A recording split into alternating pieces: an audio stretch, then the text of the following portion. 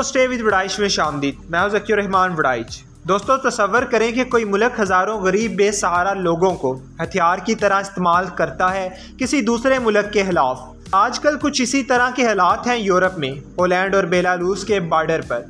Belarus के dictator ने हज़ारों अफगानिस्तानियों, सीरिया, इराक से महाजरीन को पहले अपने मुल्क में बुलाया और इन्हें पोलैंड के बॉर्डर पर एक जंगल में छोड़ दिया। इनके हाथों में वायर कटर्स दिए गए और इनसे कहा गया कि अगर ज़िंदा बचना चाहते हो तो जाकर बॉर्डर की ये वायर काटो और दूसरी तरफ इनके मुल्क में घुस जाओ, नहीं तो यहीं पड़े पड़े ठंड में मर जाओगे।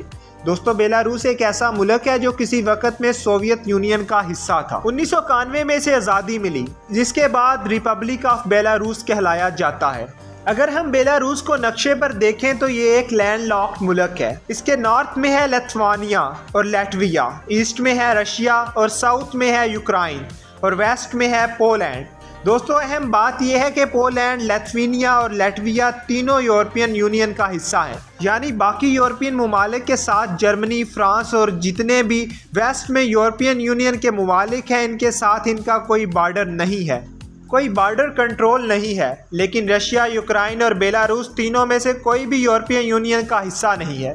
कुछ अर्सा पहले की बात है कि हज़ारों महाजरीन के ग्रुप्स जो वार टर्न कन्फ्लिक्ट ममालिक में से बाहर निकल रहे थे, जैसे कि अफ़गानिस्तान, सीरिया और कांगो जैसे कुछ ममालिक जहां हालात बहुत ख़राब है, ये सब लोग अचानक मिन्स्क में आने लगे फ़्लाइट्स के ज़रिए। मिन्स्क शहर बेलारूस के राजधानी है। वहां से इनको यूरोपीय यूनियन के बॉर्डर्स पर ले जाया गया, पोलैंड, लिथुआनिया और लैटविया में, टैक्सी, बसों, गाड़ियों के ज़रिए। और अक्सर ह्यूमन स्मगल्स इनकी मदद करते बॉर्डर्स को इलीगली क्रॉस करने के लिए। इसके कुछ हफ्तों बाद ये भी रिपोर्ट किया जाने लगा कि लिटरली ऑनलाइन एडवर्टाइजमेंट्स और सोशल मीडिया पर भी ये चीज़ें फैलाई जा रही हैं कुछ लोगों के बारे में कि ये बेलारूस का जो रूट है, रास्ता है, ये खुल गया है। रेफ्यूजीज और माइग्रेंट्स के लिए बड़ा अच्छा रास्ता यहाँ पर निकल आया है। बेलारूस आएँ और इस रूट से यूरोपीय यूनियन पहुँच जाओ। जब पोलैंड जैसे मुल्कों ने ये होते हुए देखा तो इन्होंने बॉर्डर पर सिक्योरिटी बढ़ा दी, रीइंफोर्समेंट बुलाई गई और इन्होंने सख्ती से चेकिंग करना शुरू कर दी ताकि इस तरह से स्मगलिंग ना की जा सके। बॉर्डर पर मजीद वायर्स लगाई गई। इस वक्त तक पता चल चुका था कि बेलारूस की हुकूमत इनको एक्टिवली इनकरेज कर रही थी इन लोगों को कि आओ यूरोपीय यूनियन भागो। जब गाड़ियों, बसों, टैक्सियों पर करना मुश्किल हो गया तो बेलारूस की हुकूमत ने इनको पास के जंगल में छोड़ दिया और इनके हाथों में वायर कटर्स दे दिए गए कि वायर काटो और बॉर्डर क्रॉस कर जाओ। लेकिन दोस्तों सवाल ये उठता है कि ऐसा क्यों किया बेलारूस ने? इसका जवाब जानना इतना मुश्किल नहीं है, बस हमें थोड़ा सा पॉलिटिक्स के अंदर झांकना पड़ेगा बेलारूस की। दोस्तों 1949 से एक ही शख्स बेलारूस का सदर रहा है, अलेक्जेंडर लुकाशेंको, जो कि अपनी 6 टर्म सदर बनने की पूरी कर रहा है। दोस्तों 1994 से जितने भी इलेक्शंस हुए हैं सबको अनफेयर करार दिया गया है, जहां पर कुछ ना कुछ फ्रॉड हुआ था। इसका मतलब ये है कि आज जो सदर है बेलारूस का वो एक डिक्टेटर है, जिसे अनफेमसली यूरोप का आखिरी डिक्टेटर कहकर पुकारा जाता है। अब क्योंकि बेलारूस के इर्द गिर्द के तमाम ममालिक डेमोक्रेटिक मुल्क हैं तो बेलारूस की अवाम में बहुत गुस्सा पाया जाता है। वो डिक्टेटर को गिराना चाहते हैं और इसके लिए प्रोटेस्ट भी किया गया है। लेकिन पुलिस ने हज़ारों लोगों को अरेस्ट किया और जेल में डाल दिया जिन्होंने प्रोटेस्ट किया था।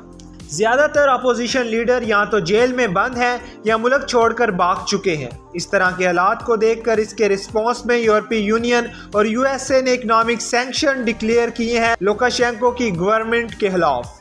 ये सैंक्शंस कोई इतनी बड़ी चीज़ नहीं थी मई 2021 तक, जब एक ऐसा वाक़या हुआ जो कि बहुत ही शॉकिंग था यूरोपीय स्टैंडर्ड्स के लिए। हुआ कुछ यूँ कि ग्रीस से लिथुआनिया एक जहाज जा रहा था, नॉर्मल फ्लाइट जा रही थी। उस फ्लाइट में रोमन प्रोतासेविच, एक बेलारूस का ब्लॉगर और पॉलिटिकल एक्टिविस्ट बैठा था जो अक्सर हुकूमत के खिलाफ लिखते थे।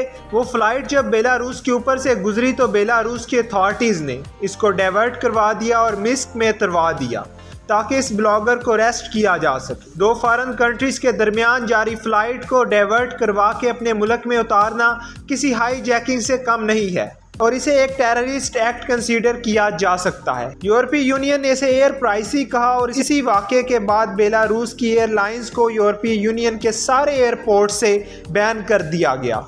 इनफैक्ट यूरोपीय यूनियन की एयर स्पेस से भी बैन कर दिया और इसके अलावा सारी टॉप कमोडिटीज जो बेलारूस एक्सपोर्ट करता था यूरोपीय यूनियन में, जैसा कि पेट्रोलियम प्रोडक्ट्स, फर्टिलाइजर्स, इन्हें भी बैन कर दिया गया।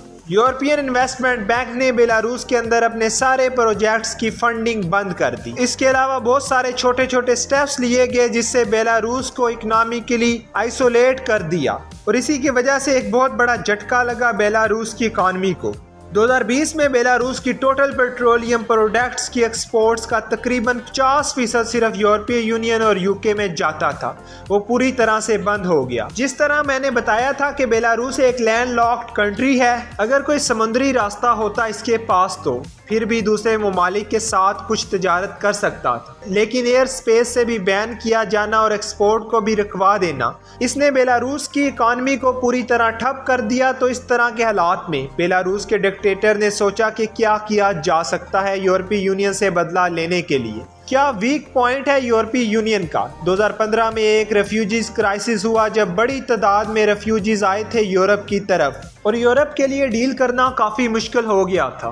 बेलारूस ने इसी वीक पॉइंट को पकड़ा और यही रीज़न है कि बेलारूस ने ओपनली इनकरेज किया रेफ्यूजीज को कि आप हमारे मुल्क में आओ, और फिर इन्हें बॉर्डर पर छोड़ दिया गया। बॉर्डर के पास जो जंगल का एरिया है वहाँ पर इस वक्त टेम्परेचर -7 से -5 डिग्रीज तक पहुँच रहा है।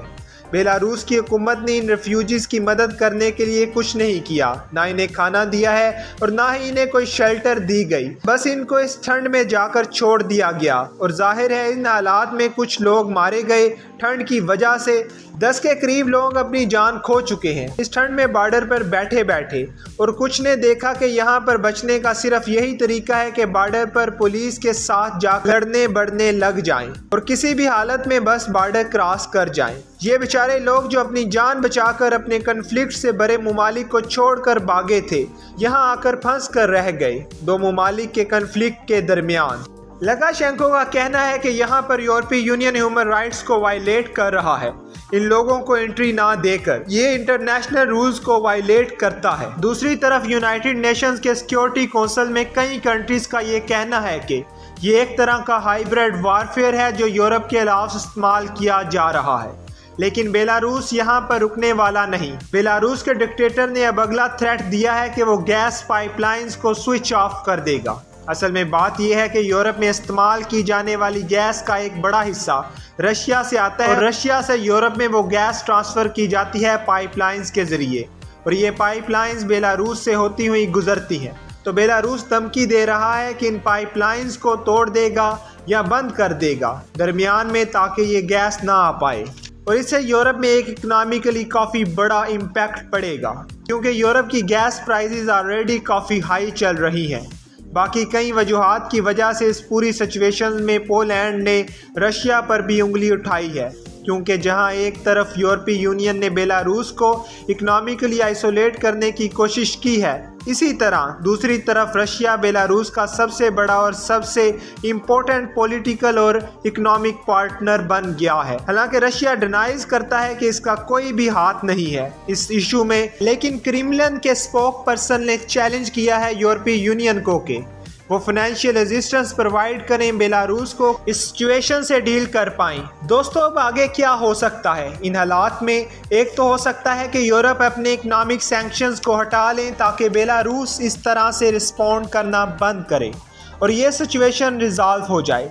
लेकिन ऐसा करने का मतलब होगा कि बेलारूस में डिक्टेटरशिप को इनडायरेक्टली सपोर्ट करना। दूसरी तरफ ये भी ऑप्शन हो सकता है कि यूरोप अपने इकोनॉमिक सैंक्शंस को और भी स्ट्रॉन्ग कर दे। अब बात की जा रही है यूरोपीय यूनियन के हवाले से कि वो एयरलाइंस जो फ़्लाइट्स लेकर जा रही हैं रेफ्यूजीज़ वाली ममालिक से, इन एयरलाइंस को ब्लैक लिस्ट कर दिया जाए यूरोप से। दोस्तों यहाँ पर आपकी क्या राय है? आपको क्या लगता है कि इन हालात से किस तरह डील किया जा सकता है? कमेंट्स में लिख कर बताएँ। दोस्तों अब तक के लिए इतना ही। अगर अभी तक आपने हमारे चैनल को सब्सक्राइब नहीं किया तो इसे सब्सक्राइब करें और बेल आइकॉन का बटन ज़रूर दबा दें ताकि नई आने वाली हर इन्फॉर्मेटिव वीडियोज़ आपको मिल सके। अल्लाह हाफिज़।